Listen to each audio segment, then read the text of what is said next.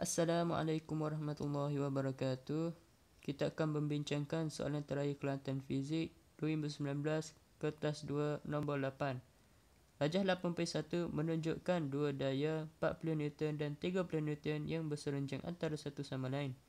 Kombinasi dua daya ini akan menghasilkan satu daya paduan FR.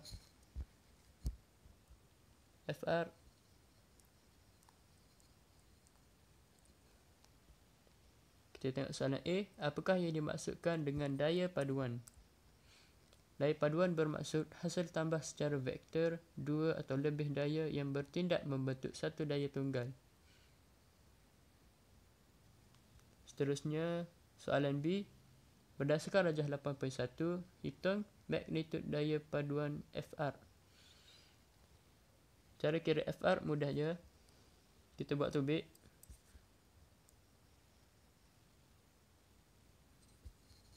Sini FR. Sini 30 Newton.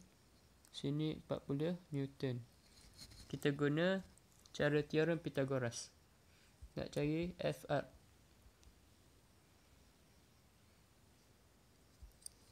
Jadi kita buat cara teorem Pythagoras. 40 kuasa 2 tambah 30 kuasa 2 sama dengan 2500 Newton. Lepas tu selesaikan FR dapat 50 Newton. Soalan seterusnya B2. Hitung arah daya paduan FR daripada satah mengufuk. Arah daya paduan FR daripada satah mengufuk kat sini. Situ. Cara kira dia macam matematik juga. Kita buat macam ni.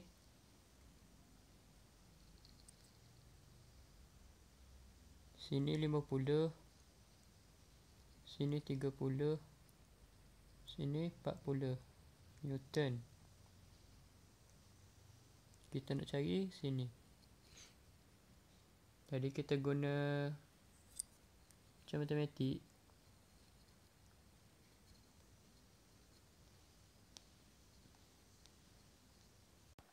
Kita guna sin. Jadi macam kita semua tahu, kalau kita guna sin theta sama dengan O per H. Jadi kita buat macam ni. 40 ni O, 50 H. Jadi selesaikan dapat macam ni. Dapat 53.13 darjah.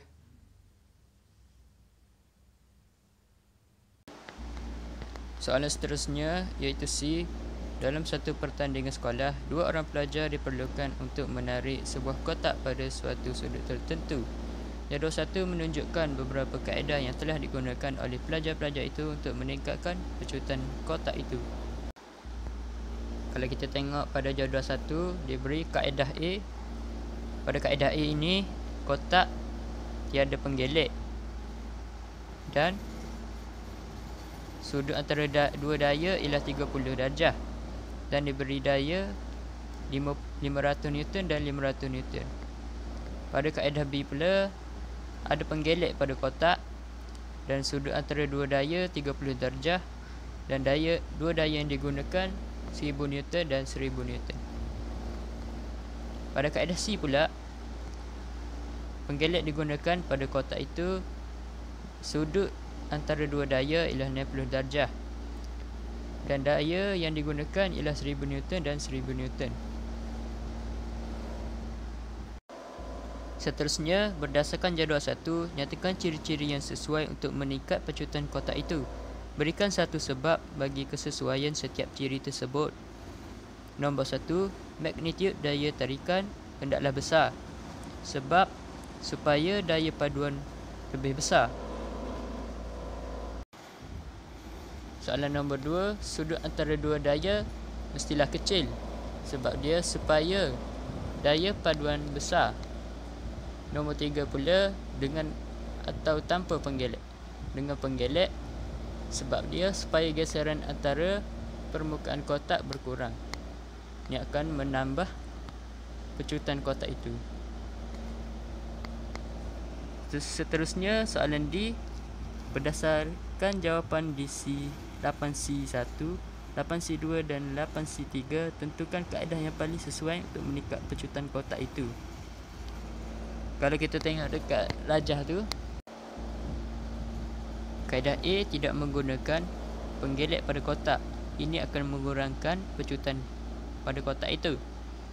Dan sudut antara dua daya ialah kecil. Ini akan menambah pecutan. Dan magnitud daya tarikan kecil berbanding kaedah yang lain. Ini mengurangkan pecutan juga. Kalau kita tengok kaedah B, terdapat penggelek pada kotak, ini akan menambah pecutan. Sudut antara dua daya ialah kecil, ini akan menambah pecutan. Dan magnitud daya tarikan besar. Kaedah C, terdapat penggelek, ini akan menambah pecutan. Dan sudut antara dua daya adalah besar, akan mengurang pecutan. Dan magnitud antara dua daya besar akan menambah pecutan.